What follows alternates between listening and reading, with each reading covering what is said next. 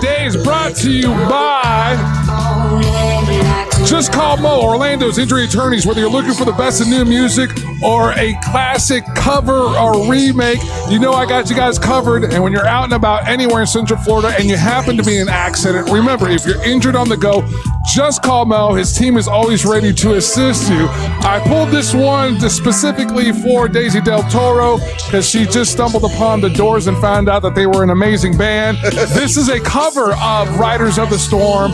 It's covered by Sia, S-I-E, featuring Courtney Gray on the vocals. And Russ, that is the pick of the week. Angel Daisy, during one of the breaks, goes, "The Doors, how long have they been famous?"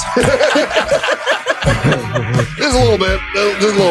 Welcome back to the Monsters Mornings Row Radio 104.1, broadcasting live on iHeartRadio. I'm Russ Rollins, along with Angel and Ryan. Daisy Del Toro here today, Jeff Howe, and we have a special guest in right now. It's Carl Verna. Carl, how you doing today, man? I'm doing excellent, Russ. It's wonderful to meet you. You have energy. Thank you. As soon as you walked in the room, I'm like, this guy's got positive energy. Oh, it must be the smile or something, or you just seem like a happy guy. Well, I'm on cloud nine right now. Why is that? Well, because Hollywood is going crazy off of my concept. Yeah. And, I Angel gave me some information about you. And the very first thing I was just, I love Saturday Night Live. And I see here that's how you started your career. Yeah. And I do want to talk about what you have currently, but I'm so curious about how is that where you start? Yeah. I mean that is a heck of a beginning with Saturday Night Live. Can you tell me a little bit about that? Yeah. Well, I graduated Full Sail in 1992, and I really wanted to make it a go of things here in Orlando because Universal Studios was popping. They had the Swamp Thing going on here, and I was Swamp Thing. Yeah, Hollywood East is really going to happen. And my brother is up at Saturday Night Live interning, and he's like, "What are you, crazy? Come up to New York, dude. Yeah. Come back to New York. Come back to Orlando later." Yeah. Right? So I get up there and I'm working with Mike Myers and Dana Carvey, Victoria Jackson, and Phil Hartman. And it was the wildest thing ever just to be in the writer's room and see how they come up with the process. It was like, Carl, go to the store, get us some magazines, get us some newspapers and some blunts. And then I was like, really? And then that's what they do. They're in the writer's room, just soaking in the current events. They would send you to go like pop culture stuff, right? Current events, so they could write jokes about it and everything. Were they all very very kind to you, very nice to you? Oh yeah. They're the sweetest people in the world. Especially, at the time I was a PA and getting coffee from Mike Myers, and they're genuinely amazing people. Yeah. Extremely competitive. Sure. Because the best ideas win. They're all doing it for one person. They're doing it for Lauren. Lauren Michaels, yeah. And if Lauren approves your thing, you're winning. And then everybody is like, I didn't get my thing approved the last 3 weeks. When am I going to get a chance? So I got a chance to see those internal dynamics over there. So how do you go from running to get magazines to what is it you actually do? What is it that is your profession? Yeah, I'm an executive producer. Okay. I distribute films, and I've been teaching at Full Sail for 19 years. Before I taught at Full Sail, I was in the industry doing music videos, commercials, 5 Mary J. Blige videos with Hype Williams. That's really the big, I mean, for a lot of us in the hip hop world, that's for a majority of us were introduced to him, and we probably don't even realize it. Some of the videos that Mary J was definitely hype. Those are the ones that got in front of a lot of people. 100%. You're an executive producer. That means you're in charge of making sure the whole project happens. You have to get the money as well. Yeah. You're basically putting everything together, right? Everything together.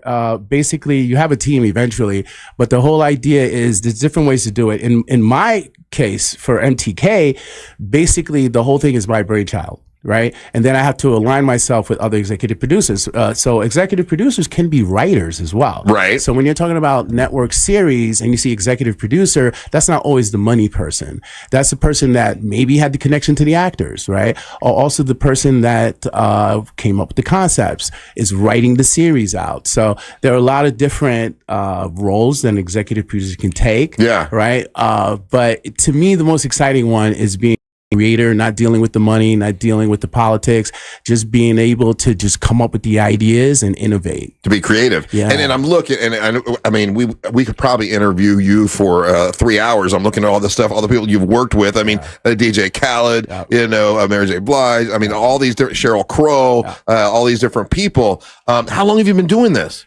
30 years. 30 years. Yeah. So, and then Angel says you have a project right now that you're super excited about. Yes. So I want to give some time to that. Yeah. What is the project you're working on now that you're so excited about? After the 2016 election, I really wanted to do something creative. I remember when I was a kid, I used to like a lot of grindhouse movies. There was this one called Driller Killer, and I really loved it. And I was like, oh, MAGA, Driller, MAGA, truck, MAGA, trucker, killer. Okay. That's the project. And so I came up with MAGA Trucker Killer, and it was going to be me and my Full Sail students with Caro syrup and red dye. And I sent it to my producing partners in LA as kind of like, check out this silliness. And they were like, oh my God, you have to do this. Yeah. And then next thing you know, I'm interviewing with Ian Gelfin at 32 Flavors, who made Netflix hot. They want to take the project over to effects. And then there's a bidding war going on. Now Universal Studios is involved. It's just wild. I wrote the script during spring break 3 weeks ago. So when you do something like this, though, and you have to know there's going to be, anything political is going to be controversial, lightning rod. I mean, you're smiling and shaking your head like that, Can't wait. And that's what you want, right? That's what I want. Because I took the energy of the Hopi-feely part of the campaign and I poured it into the script. I got tired of arguing. I got tired of the divisiveness. We're just all human beings caught up in this maelstrom of madness. And I did what I do best. I used my imagination. And now, what would you say to someone who said, no, what your movie is divisive? You even doing this movie is divisive. What do you say to that? I say, you're going to learn the characters, right? The bad guy has PTSD. He's an Iraqi war veteran who gets radicalized in his truck, and he uses his truck to cleanse America. Okay. You know what I mean? Yeah, you're not going to receive any backlash on that. Yeah, but I mean, that's just the premise of it. Yeah, that's the beauty of art, right? And once we see it, I think that's probably going to be the time where you can really figure out how it moves, moves everybody. This is just everything that the momentum he's building and everything is just the premise off of a script and a pretty awesome logo. Yeah. I got to tell you. Thank you. And you just wrote it. You said a couple weeks ago. Yeah. So spring break was coming up, and I told my wife, "Please let me be crazy for a week." And she said, "What do you mean?" I was like, "I got to get this thing out of my head." But you can do that to your wife? That's cool. I'll do be crazy for like a week. So I sat down at the kitchen table for a week, and my kids were like, "Is Daddy ever going to shower?" And Mom was just like, "Just leave him alone, leave him alone." And then I cranked it out, and I finally finished it at